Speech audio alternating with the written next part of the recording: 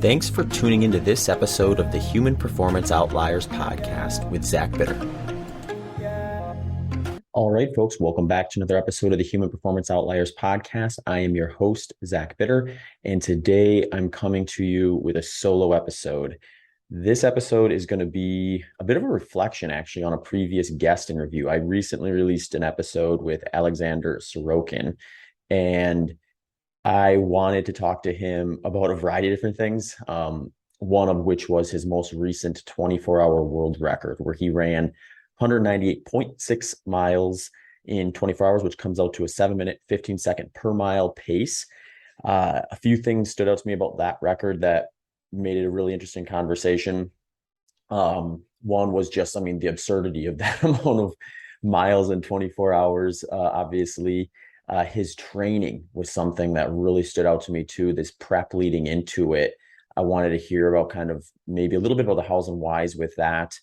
And I also just wanted to cover his background because he's got a really interesting backstory. This wasn't his first world record. This was the first of many. So trying to understand what kind of all came together for this particular one and potentially how some of the previous ones played into that. One thing I've talked about a bit on other podcasts and this one as well is just this idea that it's really fun to really do a deep dive and look into what did this person do when they were peaking for this race they ran? Like, what was their 8-week build leading into their taper look like? And there's some cool, valuable stuff you can learn from those type of things. But ultimately, if you just look at that, you're missing a huge component of what likely got them to the finish line at the time or distance in which they did that. And that's just the totality of their training, not just with the entire training block, but the previous training blocks as well, especially when the person is uninjured throughout. And one thing that also kind of stands out with these last couple of years of Sorokin's world record successes is he has remained basically injury-free as far as I can tell. There was one little spot in the training when I looked into that, it looked like maybe he had a small little thing that flared up on him or something like that, but it didn't seem like there was a whole lot of any setbacks from that standpoint. So post-race, he would take some downtime, but then when you get back on the horse, he was back on the horse and very effective in kind of transitioning back into full structured training. So when I talked to him after the world record, there was a pretty wide range of things I wanted to talk about. So that probably limited how deep we could go onto any one topic. And there's also a language barrier to some degree. Alexander's learned to speak English much better than when he broke his first world record. So these interviews are a little more doable without a translator now. And we were able to cover some stuff, and I thought he did a fantastic job, all things considered. But with that said, the hard part about that interview is I sent him some questions up front that were kind of in line with the topics that I wanted to cover. And he answered those very well. And the hard part is following up. So if he has an answer and I want to follow up with something, it makes it a little difficult because I have to try to put it in words on the spot for him to be able to digest, understand, and then properly answer. So I wanted to avoid putting him in a ton of those situations if possible. Just because it would have likely not made a very good interview if I was just kind of confusing him with a lot of follow-up questions, and rather than doing that, I thought we'd cover what we could. And then what I've decided to do is, after now that interview's been out for about a week, I've been getting a lot of interesting questions and comments from the people who listen to it, as well as some that I have. So what I ended up doing is, since Sorokin has been very generous with his training information, meaning that as far as I can tell, everything he does is publicly available on Strava. So what I thought I would do in order to get maybe a little bit of a better understanding of what got him to the 198.6 and what will potentially get him much past that, as I think, if you recall in the previous interview, he estimated that he thinks in ideal situations with another go of it, maybe a little better pacing, he's looking at numbers well past 200, like 208, even 210. I think he said was maybe something that he'd keep in mind as he's preparing for the next 24-hour event that he does. So I went into his Strava profile. I went all the way back to early 2021 in April, when he broke his first world record, which was the 100-mile in 12 hour, and looked at the training leading into that. And then I kind of just followed along with the time between those and highlighted kind of his peaking phase for each of the subsequent world records he did at 24 hours, then 100 kilometers and 6 hours, and then again 24 hours. So we're going to go through those numbers so you can get an idea of the trajectory, like where things maybe changed or how he altered things along the way, some adjustments he perhaps made based on, whether it was, say, a 100K world record attempt or a 24-hour, which is a pretty big stretch when you think about it. Once we get into ultra marathoning, it all becomes a little bit lower intensity relative to Olympic distance races. But, we're still talking about like his 100-kilometer world record, which was an average of 5 minutes and 52 seconds per mile, versus his 24-hour world record, which comes out to 7 minutes and 15 seconds per mile. So there's still a pretty big gap in pacing there between those two things. So I did want to kind of get a little bit more of a deep look at what he maybe did differently within those, if there's a theme or a philosophy kind of embedded in all of that that goes above and beyond what we talked about in the podcast interview I did with him. There's a couple other questions too that kind of came up. One that is sort of always on the topic when someone runs a fast race or a personal best or a world record or something like this, and it's the super shoe stuff. So, our sport has now had super shoe technology available to some since 2016.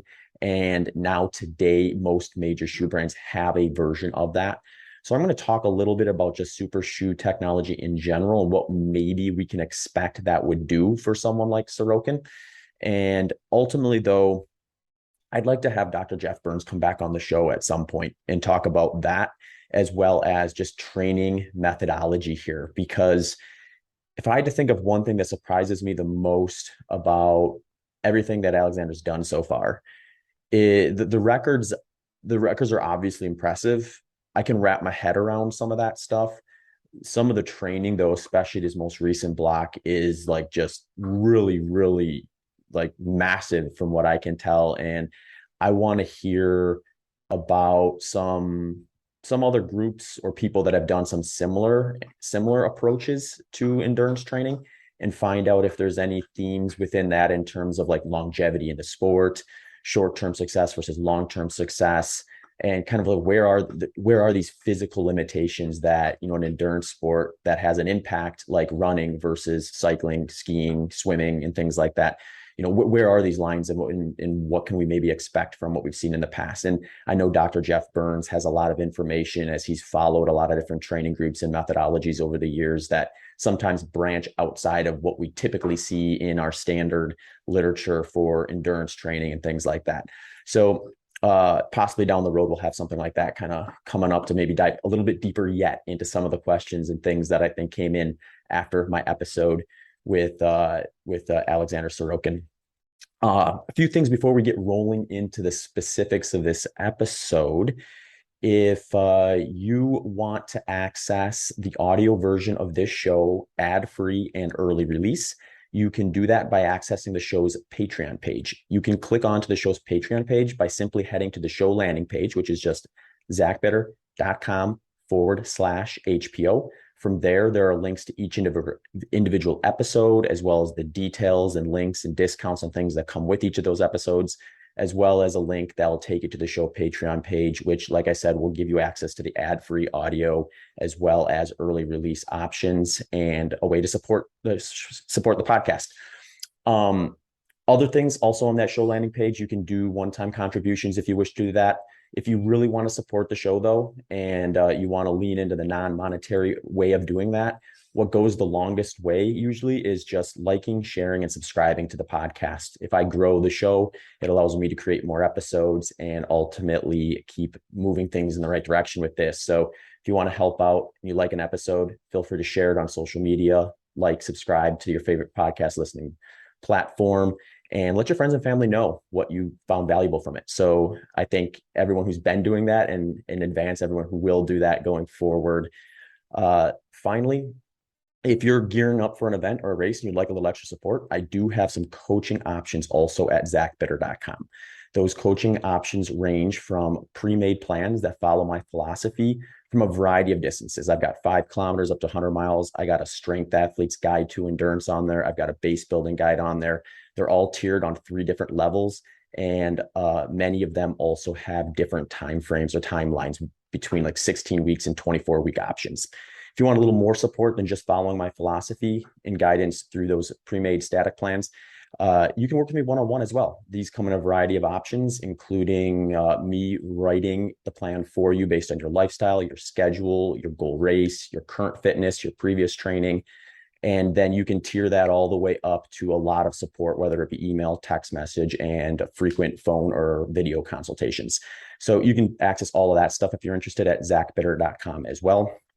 Finally, before we get rolling, another way to support the show is if one of the show sponsors happens to have a product that you would find useful for your lifestyle, you can let them know that you found out about them through the links that are provided in the show notes, and as well as at zachbitter.com/HPO sponsors. So this episode's sponsors include LMNT's electrolytes and BondCharge. BondCharge is a holistic wellness brand with a range of products that help you navigate the modern environment in a better way. They focus on things like circadian rhythm and optimal sleep routines. I've been using 2 of their products this summer. These include their 100% blackout sleep masks and their blue light blocking glasses. Good sleep hygiene like a cool temperature environment, pitch black darkness, and a quiet environment can go a long way to help you stay asleep and maximize your nighttime rest. So personally, I like a consistent routine I can replicate whether I am at home or traveling. Being able to replicate my routine as close as possible makes it easier to consistently get a good night's sleep, regardless of whether I am home or traveling. I use the BondCharge sleep mask to make sure I have the same 100% blackout, regardless if I am at home or traveling. The material on the BondCharge sleep mask is comfortable, adjustable, and allows me to sleep on my back or sides without discomfort. The soft padded eye cups allow you to open your eyes while wearing the mask. I also spend a lot of time every day staring at computer screens, phones, and tablets while recording, editing podcasts, answering emails, and writing my coaching plans. I use the BondCharge blue light blocking glasses while trying to stay an arm's width away from the screen when possible and refocusing my eyesight every 20 minutes. This helps minimize discomfort from blue light and glare from staring at screens all day.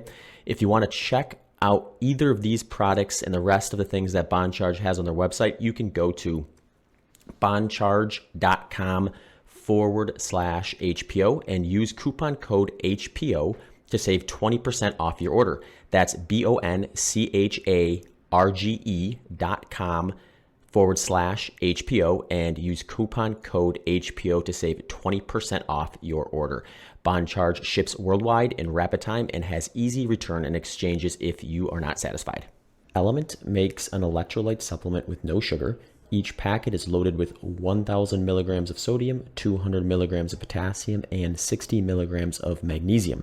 They come in convenient single-serve packets that make them great for bringing along for a run, hike, going to the gym, or while traveling. My go-tos are the citrus flavor and the newly restocked watermelon flavor for my long runs and post-run rehydration, as well as their chocolate flavor, which I love to add in my morning coffee with a little bit of creamer. Tastes great, and it's a fun way to start the day for me. If you are hesitant or would like to try out LMNT first, before you purchase, they are offering a flavor sample pack with one of each of their flavors for free to anyone who uses the HPO URL. If you want to check them out and support HPO along the way, you can head over to drinklmnt.com/HPO. That's drinklmnt.com/HPO. Links can be found in the show notes as well as at zachbitter.com/HPO sponsors. So the way I'm going to kind of break this down is I find it really interesting to look at kind of historical data, at least to some degree, what's available anyway, to get a better look at kind of how a person arrived. Because when we look at Sorokin's final 8-week build into his 24-hour world record, most recent one, it can be very difficult to wrap your head around. I'm still kind of trying to wrap my head around just the level of quality and volume that he was able to put together in that buildup. And really, since that was kind of what I would consider the biggest surprise I had when kind of talking to him and looking through kind of both his race results, his preparation, and things like that. I just wanted to get a little bit of a closer look into kind of how he got there, because you just don't show up doing 200 plus mile weeks with quality without some ramp up there. So I wanted to get a better grasp of what maybe that looked like. He did share with us a lot of his background in terms of not being kind of a runner traditionally. He was a professional kayaker for a little bit, and then kind of stepped away from sport in general for a while, got out of shape, gained some weight, picked up some drinking and smoking habits that he wanted to get rid of, so to speak, and used running as kind of like a catapult for that. But with that said, like, I mean, he's had a lot of great results in the last couple of years. So a lot of people, I think, see that as just, he just burst onto the scene out of nowhere. When in reality, like, you can get back a little further into his running career, which more or less started around 2013. He did have some success with that. He started out modestly for sure, but he had a top 10 finish in the 2015 World 100K Championships. He won the 24-hour World Championships. I believe that was in 2019. And then he won the Spartathlon. Now, his time at the Spartathlon was nowhere near Yannis Kiros's course record there, but nobody's is. Yannis has the top finishing times there. I think if Sorokin would decide to go to Spartathlon, which he did say was something that was kind of on his long-term to-do list, I think we see him come much closer to that course record that Yannis has versus, the almost 3 hours slower that he produced on his winning year. But like I said, like, that's common. Most winning years are going to be a couple hours plus beyond when Kyrgios finished it. So that'll be interesting to see as kind of a side note. But really what I wanted to do here is, since there's a lot of talk about kind of his training as build up for this most recent world record, I've talked about this on other podcasts and I've shared it on this one as well. It's really cool to look at those kind of peaking phases for a big race, whether it's a personal best, a world record, or any breakthrough race, really. But it also doesn't tell the whole picture, because these things compound on one another, especially when you get someone like Sorokin, who has been very injury resistant. He had maybe one hiccup that was injury related. It was even hard to tell if that was truly what it was. And I'll get into the context of that when we go through that particular phase of his training. But yeah, he's been pretty smooth. He takes a little bit of downtime after the race and then kind of builds back into it. And each time it seems like he just adds a little more. And he did allude to that on the podcast when I asked him that question, was just, I'm just kind of upping the ante a little bit each time. And then that's kind of just how I arrived to where I did. And we're going to just take a much deeper look at that progression over the last couple of years with this particular episode. All right. So the way I ended up doing this is I took each of his major races dating back to April of 2021 with that first 100-mile, 12-hour world record at the Centurion Track Invitational in London, and went through what I have as, I believe, like 12 or so weeks kind of leading into that. And then I kind of followed that theme with each of his subsequent world records, where we'll look at anywhere between about 8 to 12 weeks of his lead in into that race particularly. And then we can see kind of where things changed, where things evolved, how he progressed, and maybe answer some questions that were harder to answer with Alexander Sorokin when I had him on the show. And these are all questions that I kind of had in the back of my mind going into that episode. The unique thing about it is Sorokin has just recently began to learn English to the degree where he can do kind of a standalone interview without a translator. So I did have the interview questions sent to him ahead of time, and he did a fantastic job answering them. What was difficult was if he had an answer that was interesting that I wanted to dive a little deeper on, it was sort of hard to throw him on kind of out there with without any warning with a follow-up question that may be difficult for him to really tease out. So I wanted to kind of go through some of the stuff that I was curious about in a little more detail, hence this reflection that we're going to do right now. Okay, so that first world record buildup, this was his 11-hour, 14-minute, and I think 57-second 100-mile time, and then just over 105 miles for 12 hours. That week had a peak training week of 164.21 miles. And that week also included 2 rides and strength work. So one theme you're going to see throughout his builds, all of them, is strength work is included in literally every week I looked at, regardless if it was this one, any of those middle ones, or this final 24. He always had strength work. He didn't mention that was something that he did regularly when I interviewed him. He said it was a lot of kind of mobility, body work type stuff, lightweight stuff. That's how it appeared on Strava as well. Seemed like there's maybe some dumbbells, some light weights, but also just a lot of body work type stuff or body weight related stuff. So, maybe that helps with some of the balances and things that could potentially lead to injury and helps him stay injury free. It's really hard to tell for sure, but it was something that was consistent throughout. We start out with a 102-mile week that included one ski session. So one thing that was kind of interesting is when he's home, he's got the 4-season climate in Lithuania. So in the winter months, you see a little bit of skiing, in some cases, some treadmill work. And then when he goes to his training camp in Africa, we see a lot less cross training and a lot more just pure training. And part of that's just because when he would go over to Africa, that's typically like his build up, his final peaking phase for the most part. And, that's just going to probably have more focus on like the running side of things and leaving, as much gas in the tank as he can for those running related activities.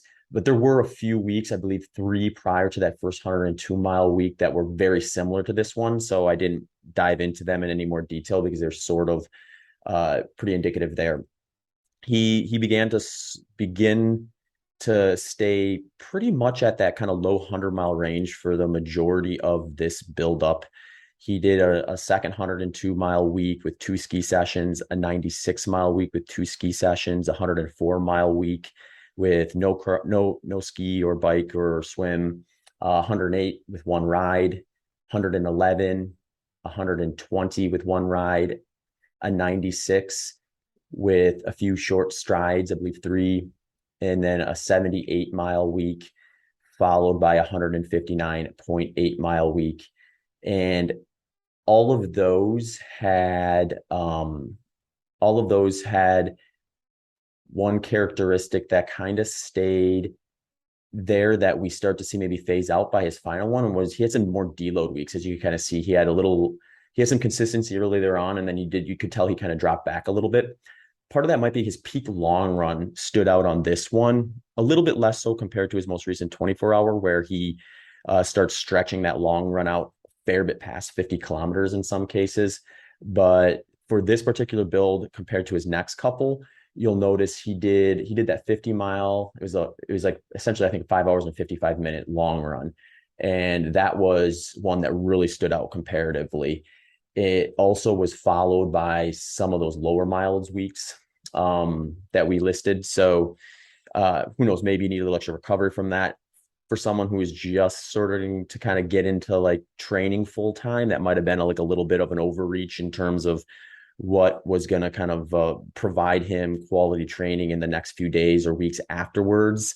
Because that's just a theme I did not see a lot of later on the plan, where he would do a workout that was big enough to kind of pull him back from his consistency in training or his foundational runs, or as we'll see as we go through some of his speed work sessions, which begin to show up more frequently as we get through this.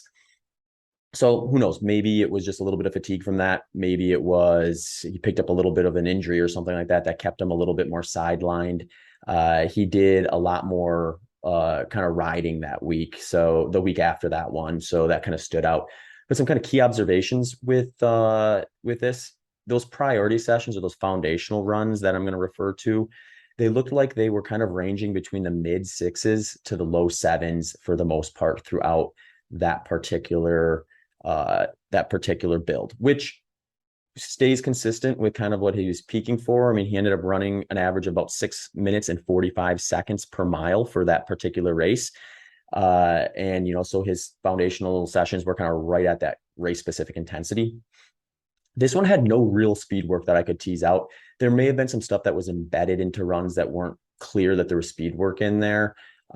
He did start to kind of report in the descriptions and in the titles and labels and things like that later on with more detail on speed work related stuff. So if someone wants to comb through each individual workout in a little more detail, you may be able to find some kind of hidden speed work in there, but it looked like it was just a lot more like base building, a lot more kind of those foundational sessions. Like I said, strength work was consistent every week, more cross training like biking and skiing in this one than maybe some of the other builds, which is an interesting thing to think about, because when I did ask him about just the freakishly high volume that he was able to put together in some of his most recent buildups, he said that he was trying to mimic a lot of his training off of what we would see in a lot of like professional skiing and things like that, where these people are putting in sometimes like 30 plus hour training weeks.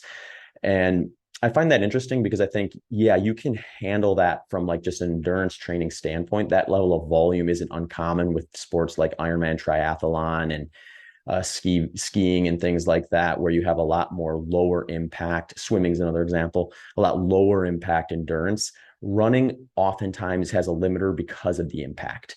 So, perhaps he kind of had that in mind early on here and realized he was going to need to, just put in a little more cross training to get his volume where he thought he could tolerate it without kind of the impact. And then as he's kind of developed within the sport over the last couple of years, has been able to shift more of that training load towards the higher impact version of running.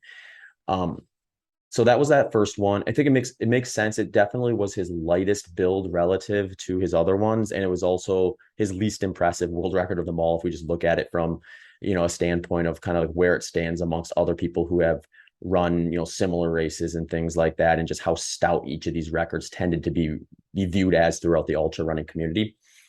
All right, so that next world record he did was the first time he broke the 24-hour world record. So this one he went up in distance, as one would maybe expect. He broke the world records for 100-mile 12 hours. So now he's like, okay, let's see about the 24-hour one. One that kind of stands out to people with this one is prior was Yannis Kiros, who had run just under 189 miles for 24 hours. Sorokin ended up going about 192 and a half for this one. So this record, I think, was one that really kind of caught people by surprise a little bit, as like, oh, he just broke a record that many considered unbreakable, or at the very least, one of the most stout ultra marathon running world records. So I was really curious to see, like, what did he do differently, if anything, leading into this one in terms of how he structured it? Because for one, pacing is going to be different. He's going to be running roughly 45 seconds per mile slower on average, just to make up for that extra 12 hours of moving. So did he structure things differently because of that? What did he add? What did he subtract? And really, it was a little more volume on his peak week. His peak week ended up being 175.66 miles. And he had a few more weeks that were above 150 miles. They went as follows from the ones I tracked leading into the race. He began with a 154-mile running week. He also included one ride and one swim, 156-mile training week with one swim, a 90.71-mile week with 3 rides and 5 swims, then a 90.34-mile week with 4 rides and 2 swims. So that one kind of sticks out. He increased the cross training a fair bit. 5 swims is the most I saw in any given training week. 4 rides, I believe, is the highest. So who knows, possibly he had a little bit of a setback after those first couple, 150 plus mile weeks, and needed to kind of lay off a little bit on the impact side of things and let his body catch up.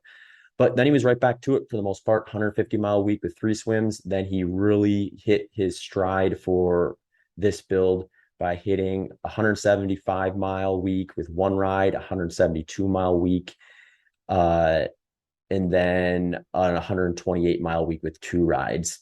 Some of the kind of key observations that go within that volume is his priority sessions, or those foundational runs, were getting a lot more consistently in the mid 6s. So he was able to sort of kind of hit that average pace, a little more consistency. He had less that were drifting up into like the high 6s, low 7-minute range, like I saw in some of his earlier foundational runs for that first world record. His long sessions were kind of 50 kilometers in duration. So he seemed to kind of discover that distance as kind of a solid one to maybe target for some of his quality key workouts for the week. His fastest long session for this one, he came down a fair bit in pace relative to his first buildup. He did 150K at a 6:02 minute per mile pace. It did look, based on the commentary on Strava, that one was felt like it was a pretty good push, relative speaking to a lot of those other foundational runs. So he may have pulled a little more training load for that one in order to get it in. The post 50 kilometer 6:02 mile, there was more cross training, less mileage, and a bit slower on average with those any quality sessions that he'd have. So those were those 90-mile weeks. So maybe that 50 kilometer just took a little more out of him than he expected. Perhaps that answers that question a little bit that I had before. But then when he got right back to it, he had that 175-mile week.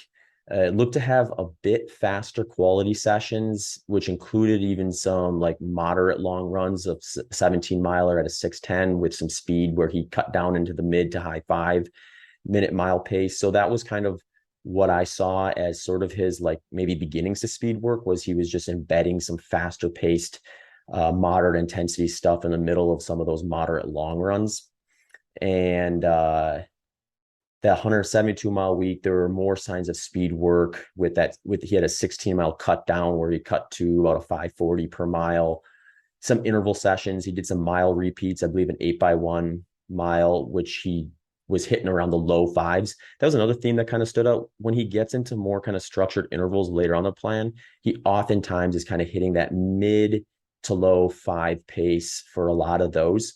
So those kind of stood out a little bit in on the pacing charts there for that. And then he had that final 128-mile week before he tapered. There's a speed work session where it was kind of 17 miles floating between the low 6s and high 5s. So he was, very much kind of looking at that, I assume, as kind of some overspeed work relative to his pacing strategy that he was going to be using for the 24-hour event itself.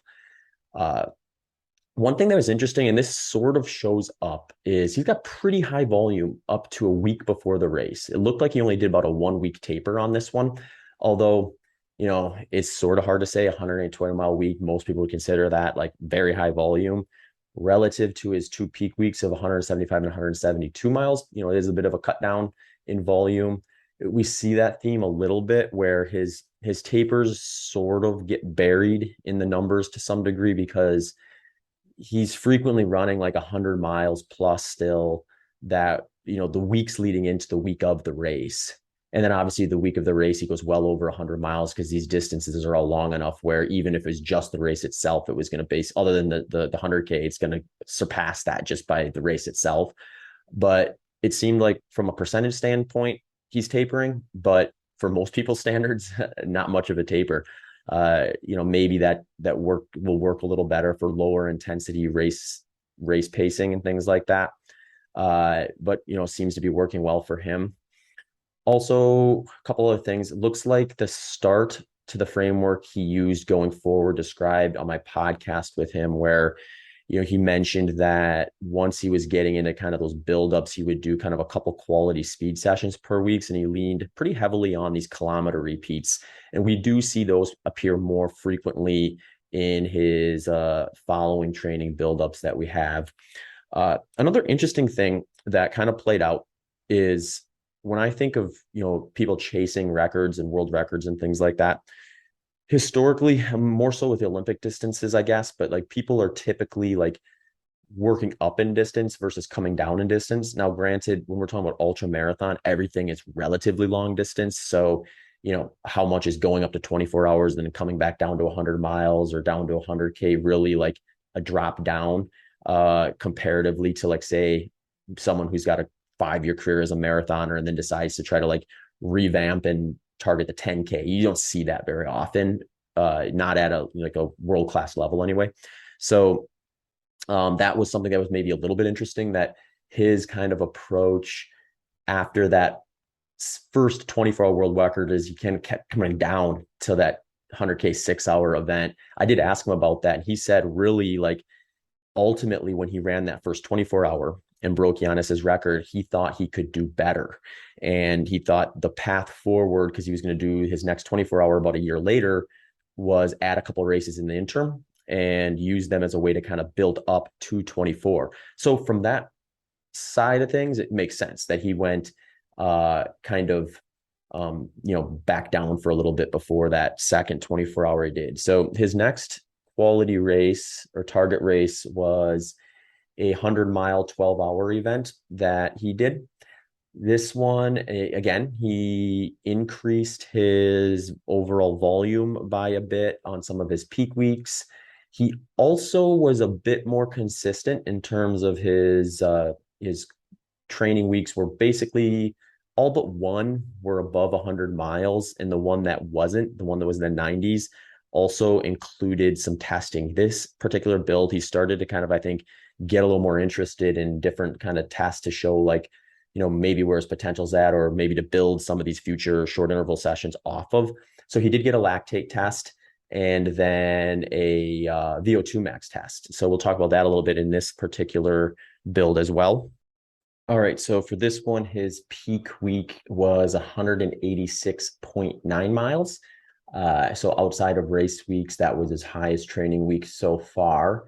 And this is all leading into the second 100-mile 12-hour world record. This one was, like I said, a bit more consistent in terms of less down weeks outside of that one lower week when he was doing this lactate testing. But he had a 146-mile week with one ride, 166-mile week, 150-mile week with two swims, 173-mile week with one swim, 171-mile week with one swim, the 92.5-mile week with one ride, one swim, and a lactate test, and then 149.7-mile week with a VO2 max test, 186-mile week with three swims, and 187.6-mile week with three swims, then 116.7-mile week and 131.2 with two swims, and 118-mile week with one ski and one swim. So I do need to correct myself. His peak week there was 187.6. He had those 2 weeks that were kind of right with one another, the 186.9 and the 187.6. So with that came those tests. So let's take a look at those quickly. His lactate test showed that they ramped him from kind of a 5-minute per kilometer pace all the way up to 3-minute per kilometer pace. And they tracked heart rate and then his lactate in millimoles per liter.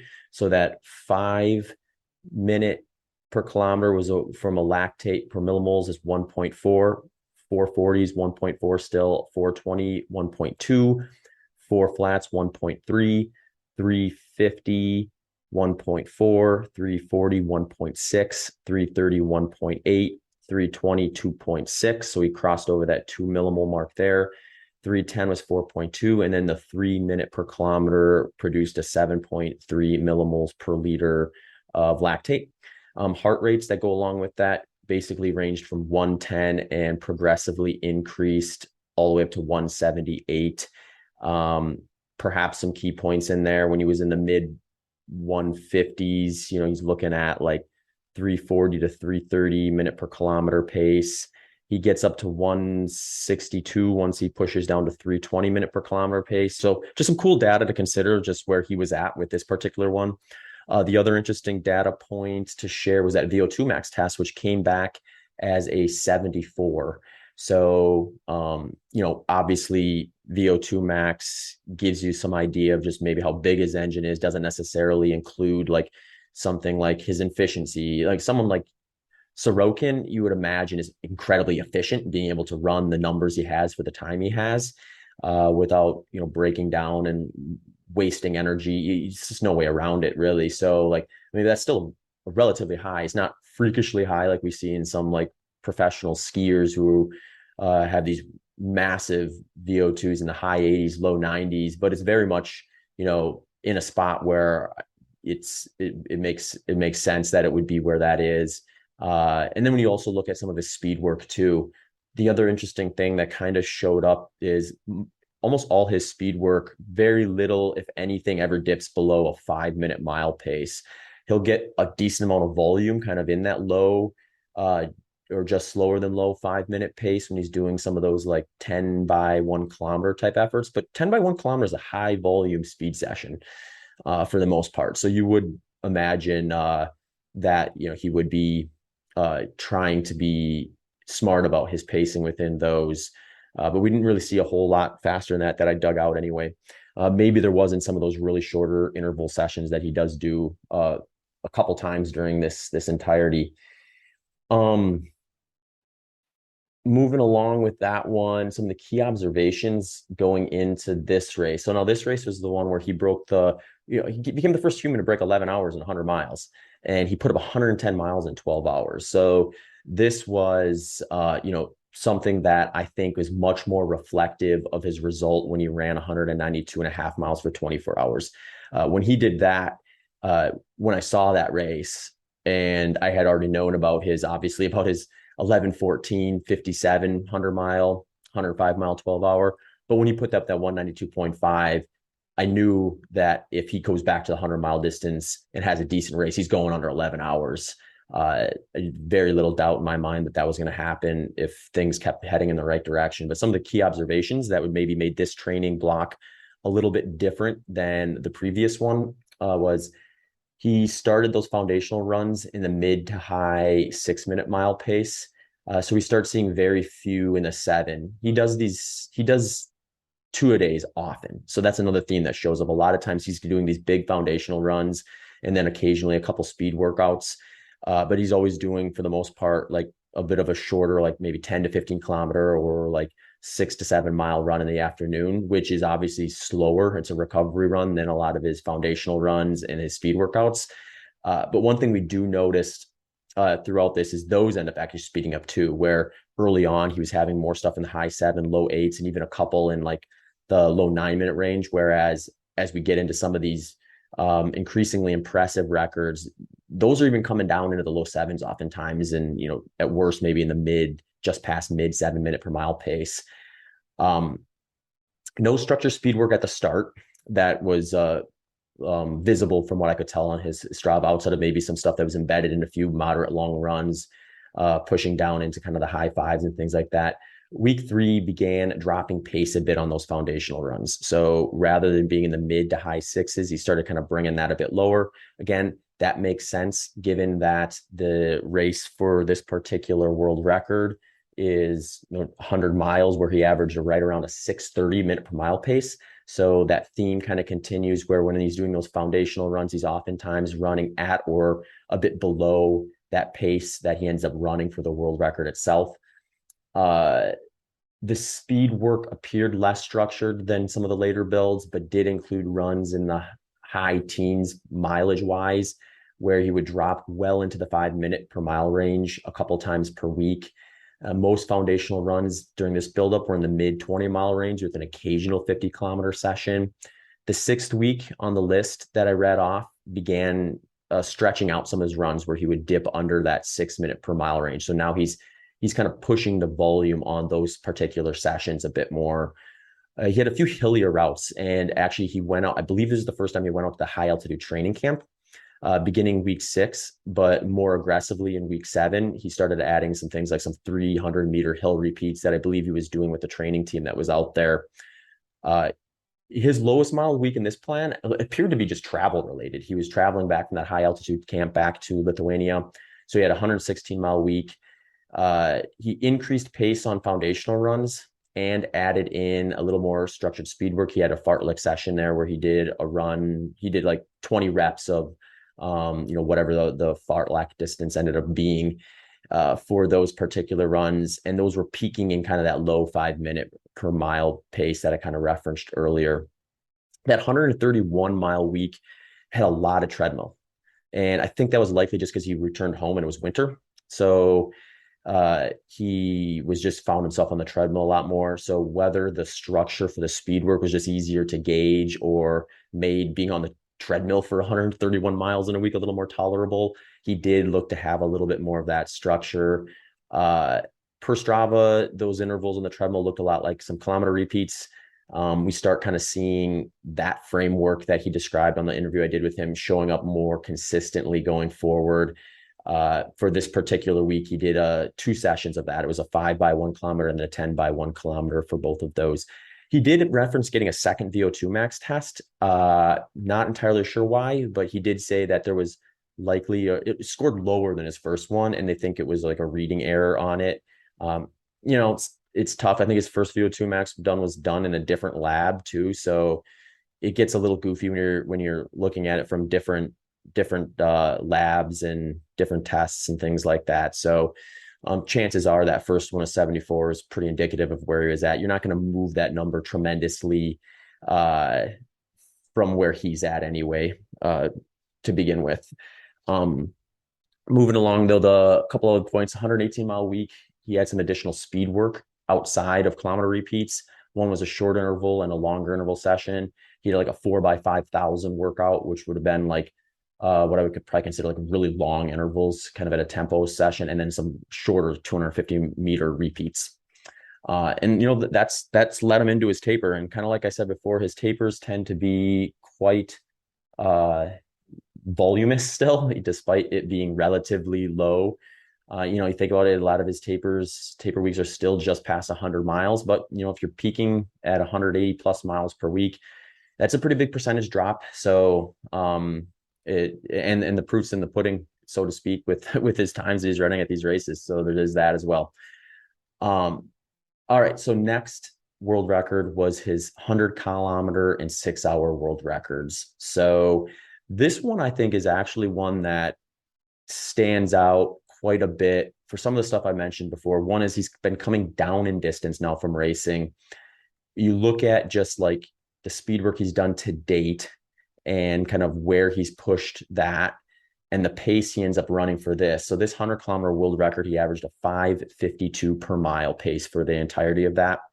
He ended up getting, I think it was like 98.8 kilometers for the 6-hour world record.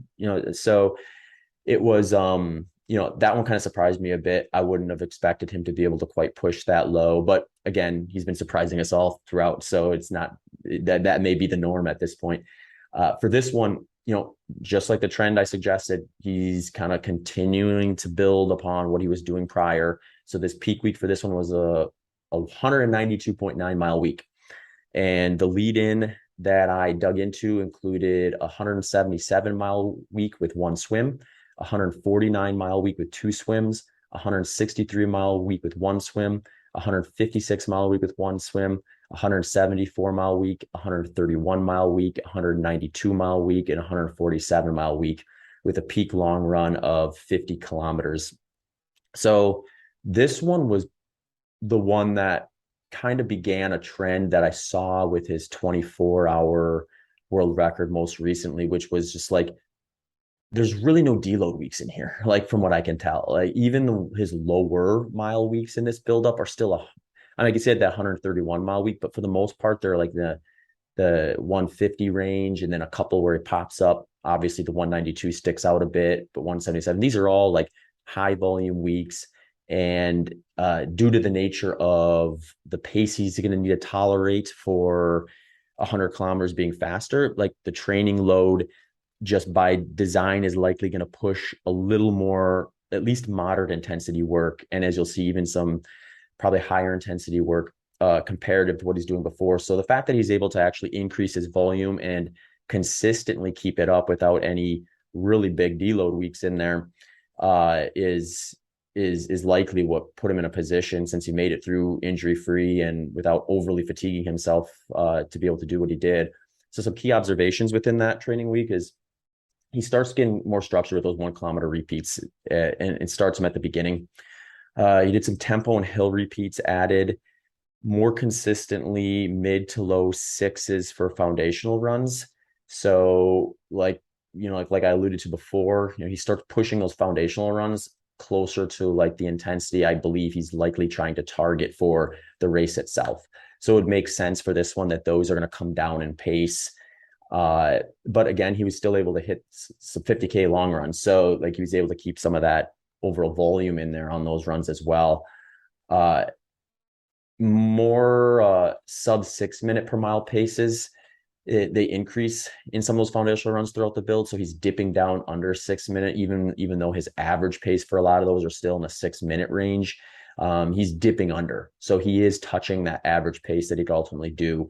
The other thing to consider too is like he's not running on a track when he's doing these training weeks. And sometimes these training routes are not ideal. They're not the fastest route one could build. And when you think of his 100K world record, that was done at the Centurion Invite as well.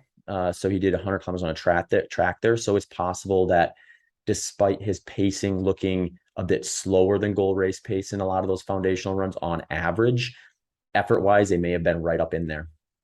So a few other things, some short intervals early in the plan, as short as 200 meters, but up to 1,000 meters. So those kilometer repeats that start becoming kind of one of the foundational speed work sessions that he'll use.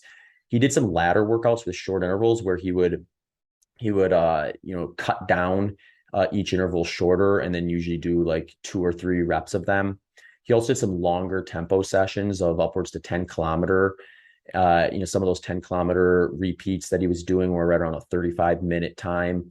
And some of the long intervals around 3 kilometer distance. So he had a lot more variety in this buildup in his speed work. It seemed like he was documenting it in a more structured way, and then also including a lot more variety. Whereas kind of some of those early ones, it almost felt like when his legs felt good, he'd give it a little more gas. And then when they didn't, he just kind of kept it at foundation or recovery.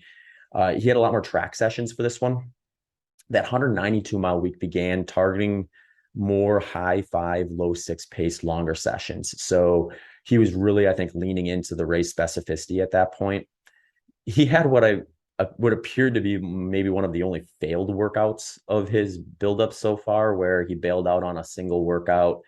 That was after that 192-mile week. So perhaps he felt that training a little bit, but it also may have realized that the fitness was where it needed to be. And he was starting to kind of lean a little bit into the risk side of that a bit. And maybe he just backed out because he didn't need to take on additional fatigue at that point.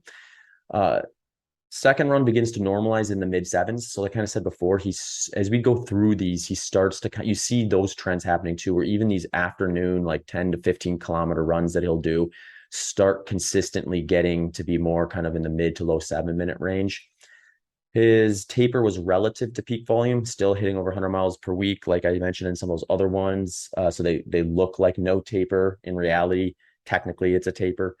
So yeah, that 100K, 605, 552 per mile. Appeared that it was understood the high volume would need some intervals to normalize this pace.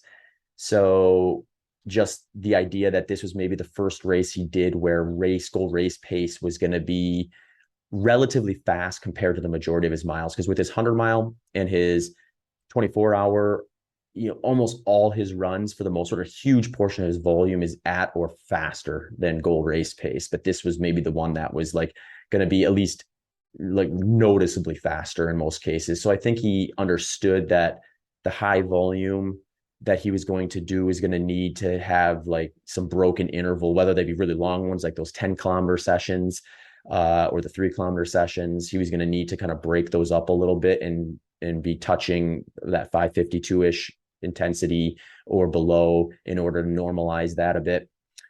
One other thing is the relative high amount of training that matched this intensity in longer sessions at times of 25 plus miles. So he also embedded them into some of those longer runs too, which makes sense, again, for those reasons I mentioned. And that's what resulted in that world record. So that brings us to the final one, this most recent 24-hour world record where he ran 198.6 miles.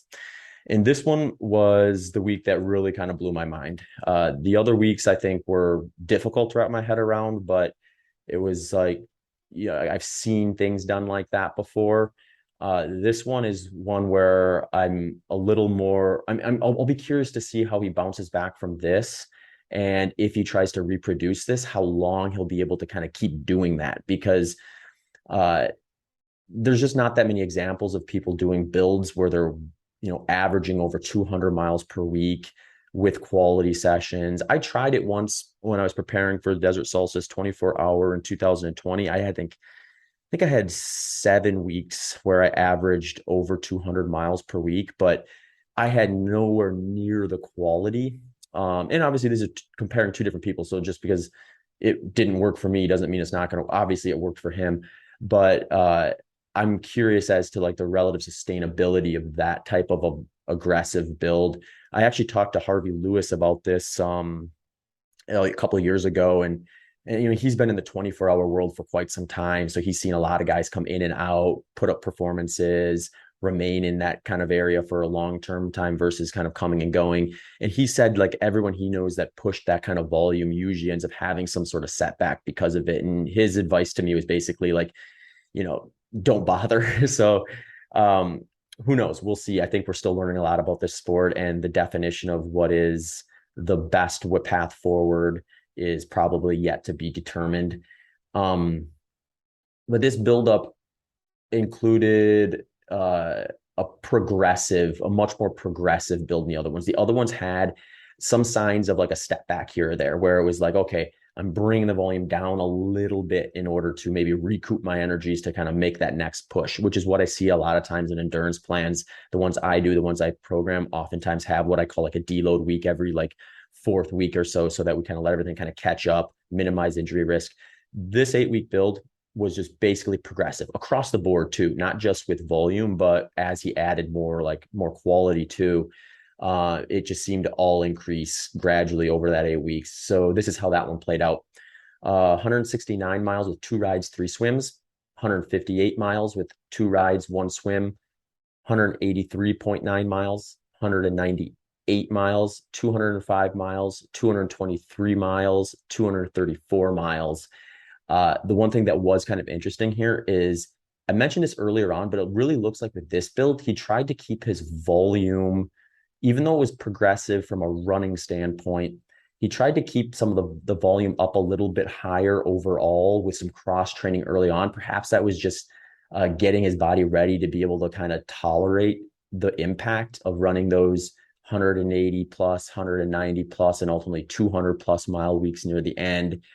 It may have just been like, all right, I want the volume there, but I don't want the impact in those early weeks. So those first 3 weeks included a bit of cross training. And then those last ones, it was just like, I'm all in with the running stuff. And, ultimately there's only so much time in the day, and then you're putting in a 234 mile week. There may just be where that kind of, you start eliminating things that are unnecessary in your mind. Some key observations for the lead in for this one. Like I said, cross training higher in the beginning. Speed work focused more on those 1 kilometer repeats versus the variety we saw in that 100 kilometer buildup. There was some non-1 kilometer workouts. They tended to be things like 2 kilometer repeats. He had a session where he did 1 minute on, 1 minute off, where it was like a short interval, high intensity session. And then he had a 3x10K in there. Some faster long sessions. This is where he was like, I think, more consistently dipping down to the low 6s at times in some of those foundational long runs. And like I said in the last one, those evening runs, those recovery runs have become to drop as well, or now a lot of those in the low 7s at times. First time outside of the 50 mile during that first 24-hour world record that those long runs started to move beyond 50 kilometers in any consistency. So the really interesting about that is not only was he able to add volume to those longer foundational sessions, but he maintained that mid to low 6s, oftentimes with 2 speed sessions in there during the week. During that 223 mile week, he still included 2 speed sessions. One of them was a 10 by 1 kilometer staple session that we see and that he talked about on the podcast I did with him. He had some other uphill moderate intensity stuff. So it'd be interesting to see like what drove the uphill. I would imagine that was just to reduce impact. If you are training for a race like 24 hours, where like even when you get world record pace of 7:15 minute per mile, like Sorokin was able to do, it's still really slow compared to what he can do. So when we're talking about speed work, he doesn't need the leg turnover the way he would if he was training for like a 5K or a 10K, and he's just going to be running much faster on race day than he is the majority of his training. So you can get a lot of the benefits of speed work by doing an uphill versus a flat or a downhill, and really, really reduce that injury risk, since leg turnover isn't probably something he's overly concerned about for this particular event. Finally, that 234 mile week, 2 speed sessions. He did a 10 by 2 kilometer and a 10 by 1 kilometer. His long runs in this one this one was just crazy. His long runs, he had a 43.5 mile long run at 6:27 per mile pace. Oftentimes dipping down into the low 6s for parts of that. He had a 31 mile long run at 6:25, a 31 mile long run at 6:18, and then a 31 mile long run at 6:17 per mile pace. So the other interesting thing about that is not only was this particular build progressive in nature, where it got more difficult as the weeks went on. When you look at these weeks too, he was often running faster in some of those foundational runs at the end versus the beginning. So he was ratcheting it down a bit. And that, that's sometimes like a bit of a topic of debate within ultra running is like, do you structure, like, say, now this goes into multi-weeks, but do you structure like a multi-week build where it's more aggressive on week one and it kind of tapers off as your body gets more tired, or do you ease into it and progressively add more? It seems like Sorokin, for the most part, is in the mindset of progression in terms of how much volume and intensity he adds to his training over the course of the weeks leading into the race itself. The race, there's some interesting stuff about this race particularly, and we talked about this a bit on the podcast. All his other world records so far were very, very, what I would say, well paced. He had like basically slight positive splits in all of them, where the positive nature of his splits were so small that it's hard to imagine that they really impacted him negatively on his finishing time. So I thought they were very well executed. This race, now granted, he ran 198.6 miles. It was a world record. He added over 10 kilometers to his previous world record. Or actually just under 10 kilometers to his previous world record. And, so it's really hard to say like, oh, well, your strategy was poor. It's really hard to say that. Although I think one thing I did ask him about, and he did confirm, was he was maybe a little too aggressive early on, and it probably costed him some overall distance. Like, if he paces a little bit better, he probably quite easily, even on this course, which we'll talk about a little bit, he goes past 200 miles. And when I looked at the actual splits for the race itself, his first mile that was above a 6:30 pace, 6:30 per mile, was mile 27. So he did the entire first marathon under 6:30 pace. There was a few well under 6:30 pace as well. The next wasn't till mile 40. So he had his second mile that was north of 6:30 per mile at mile 40. So he was running sub 6:30 minute average for the first 40 miles of this. So, given where his end number ended up being, that first fifth of the race was done at, on average, about 45 seconds per mile faster than his average pace. So what this tells me essentially is it's too big of a positive split to assume that he maximized his potential in this race.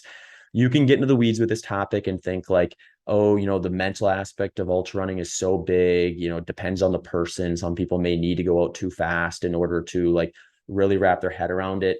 I highly doubt that. I think those people who maybe argue that are people who've never actually like experienced a negative or an even split race or even a slight positive split race to really know like how that actually feels. And I mean, he more or less confirmed it. And then he also has done it the other way multiple times before. So he's got good personal experience to relate to like what kind of feels optimal versus doesn't when it comes to like closing out these final portions of this race. But let's look at some of those splits where that kind of like how it kind of played out, because he did just kind of gradually progressively get slower. So it wasn't like he just was churning out 6:30s and all of a sudden, boom, he's running 8s the rest of the way or something like that. It was a pretty gradual progression. Mile 89 was the first time he ran a mile that wasn't in the 6s. So his first 7-minute plus mile was mile 89.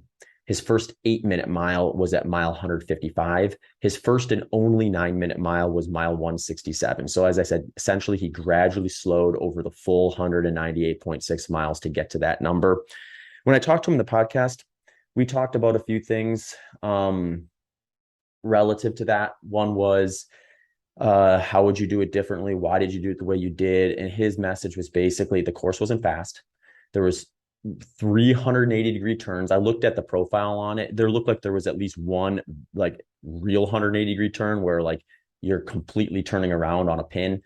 There was 2 other ones that looked like they were 180-degree turns. They may have a little bit of a wider sweep to them, but still not ideal if you're looking at it compared to like a flat track. Also, 300 people. I mean, it wasn't a 400-meter loop, so it wasn't as crowded as that. It was it's just a good question. I don't know how long the loop actually was. It was partly on a track, but then they would deviate out of what I presume was a stadium and do some loops with those 180-degree turns and stuff. So not a fast track. a lot of people there that he would have to weave around. And he said that like some of the faster miles was just to kind of separate himself from that pack of people, so he wasn't running around them as much. Uh, I can see that to a degree as being a strategy, but I also think like when you have 300 people on a very short loop, you get out ahead of them, you're going as fast as he is, you're just going to catch back up with them anyway, sooner rather than later. So I think like the strategy there is still probably to like at least back off a little bit. And I think he knows that. I think we're going to see a higher number from him because of that when he kind of course corrects. Some thoughts about it, although the first three world records appear to have deload weeks built into them, as I mentioned, whereas the final world record was progressive, training load increased each week. So that kind of stood out to me. Another topic that I've been getting a lot of questions about after the interview and just in general, and this isn't a topic that is unique to Sorokin. This is just a topic that is basically omnipresent when it comes to world records and things of that nature and personal bests, is the super shoe conversation. Is like, we have new shoe technology that has essentially been available to some people as early as 2016. Now, most major shoe brands have a version of it. So what does this mean? Well, it appears that Sorokin has used the latest available Nike Super Shoe in all his world records, for the exception of the first 100-mile 12-hour, where it appeared he changed into them partway through. Someone can correct me if I'm wrong about that, but I'm almost positive that he changed into them partway through. So you could say like he had them for some of it, but not all of it for that one. The other three, he was wearing the latest version of the Nike Super Shoe. What does that mean? Well, we know that the super shoes work, meaning that relative to what someone would be wearing in an event like this. So if we want to use the most logical comparison, the shoe that Giannis was wearing is going to produce less efficiency. So we know they work compared to that. But the question always still remains is how much, and you have to ask that question from one brand to the next, as well as from the individual to the next. So the nice thing about, if we want to look at just Sorokin's efforts, since he was using, Nike Super Shoe, we can kind of be a little more consistent with what maybe he got from it from one race to the next. Nike's version has, since they were kind of the first to market with this technology, their versions have routinely tested better than their competitors' products, despite that gap has closed in a lot of cases with a few models. We can assume that on average about a 4% 4% improvement is what we're going to get with a super shoe that Sorokin was wearing. So if we just run the numbers on that, we're looking at approximately 8 miles for something like what he did for the 24 hours, which would still put him ahead of Giannis's previous world record. And I would say he objectively had a harder course. Giannis's previous world record, which is now sitting third on the list, it was on a track. It had no 180-degree turns. It certainly didn't have 300 people out there. So, I think like when you look at it, like even if we don't consider the relative environment difficulty, he's still likely producing a faster time than that, even with the shoe advantage. So whether you want to put asterisks by world records done in super shoes or not, who knows? And we're also talking, who knows what he's going to do yet. We could easily see him put up, another 10 miles or so to that 198.6 number he recently did.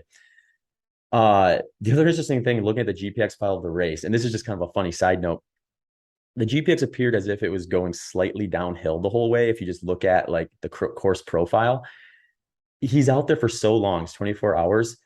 The air pressure changes enough over a 24-hour period where like the GPX, the way it reads, like elevation gain and loss is going to change with that. So even though I'm sure the course was like basically flat, it was a loop, so it couldn't have been consistently downhill. When you actually look at the chart, it looks like he was on this super gradual downhill the whole way, which I just found kind of funny and thought it was fun to talk about or mention.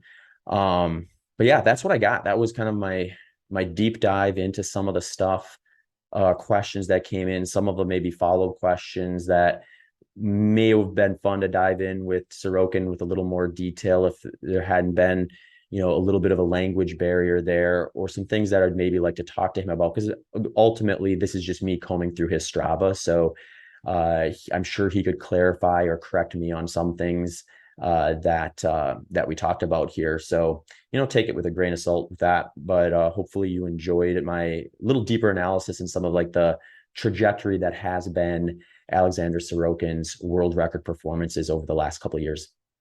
Hey folks, thanks for checking out this episode of the podcast. For those of you who are regular listeners, you'll likely know I'm also a professional endurance athlete and coach. If you're looking for a little extra help with your training and programming, I do offer individualized coaching options where you can work directly with me one-on-one. I'll personalize your plan and even scale it up to email collaboration and regular consultations. You can also access either of those on their own if you just want to contact me as you're navigating your fitness journey. I also have some ready-made plans. The ready-made plans follow my coaching philosophy, and they scale from 5 kilometers all the way up to 100 miles and come in 3 different levels. So whether you're a beginner, intermediate, or advanced, I've got something for you there.